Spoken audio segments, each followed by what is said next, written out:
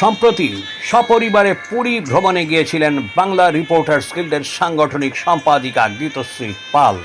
তারই কয়েক মুহূর্ত এখন দিনকাল নিউজের দ্বিতীয় পর্বে।